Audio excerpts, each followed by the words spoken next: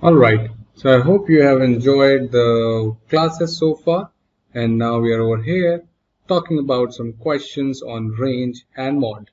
We have seen the basic concept. If you haven't seen it, please go back and watch those videos, then come to this. So if set x contains numbers minus 26, 19 and all these, y contains these numbers, fine. What is the difference between the ranges of set x and set y? That means I need to find out the range of this set, let us say range of set A, and then the range of set B.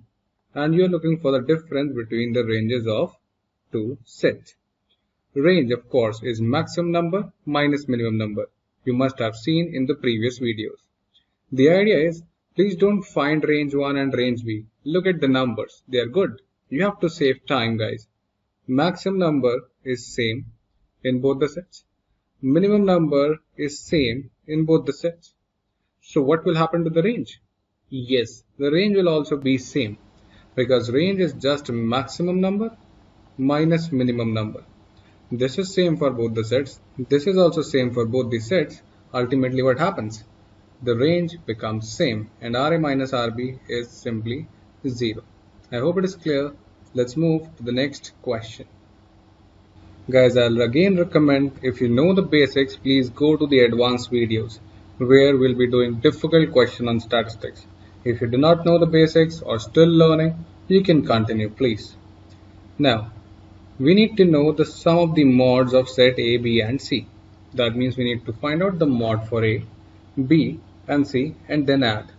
I hope you have watched the video of mod in the beginning of the statistics because I'll be using that concept. So in this particular set, I have 4 3 times. So the number which is occurring maximum number of times, that is the mod. So for here, the mod is 4. In the second set, what happens? In the second set, I have minus 7 2 times and also minus 5 2 times. So it is a bimodal set. 2 numbers occurring for maximum times. Therefore, I have 2 mods. If you do not know the concept of bimodal set, please go to the previous video, I guess second or third, which talks about the mod. So 2 mods, minus 7 and minus 5. The third set. Each number occurs for the same number of time. That means here I have no mod. Do not think that you have 3 mods over here, 1.5 minus 1.5 and 0. No, you have no mod. For there to be a mod, one number has to occur more number of times than at least one other number. If all occurring at the same time, same numbers, no mod.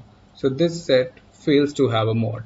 So we have 3 mods, 4 and 2 for this one, minus 7 and minus 5. So add them up, 4 minus 7 minus 5, that's a minus 8. So that is the answer for this particular question. I hope the basic of mod and range is also clear.